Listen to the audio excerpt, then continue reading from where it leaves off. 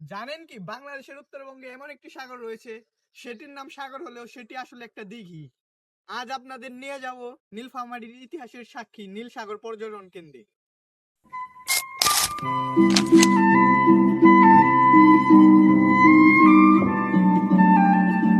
এখন আমরা আছি নীল সাগরে। এটি নীলফামারী জেলা হতে 12 কিলোমিটার দূরে অবস্থিত।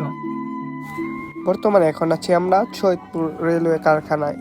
এটা হলো ঐতিহাসিক চীনী মসজিদ, যেটা নীলফামারী জেলার সৈয়দপুর উপজেলায় অবস্থিত। এই মসজিদটি নির্মাণ করা হয় 1883 সালে।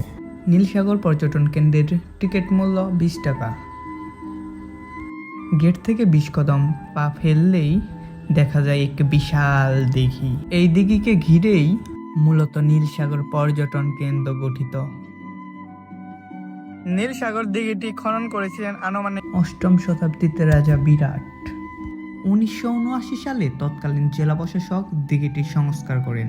নীলফামারীর নীল আর দিঘির বিশালতার জন্য সাগর দুটো মিলিয়ে নাম রাখা হয় নীল সাগর। শেষ বিকেলে বাতাস এবং পানির ঢেউ আমাদেরকে মুগ্ধ করে। এখান থেকে সুন্দর সূর্যাস্ত দেখা যায়।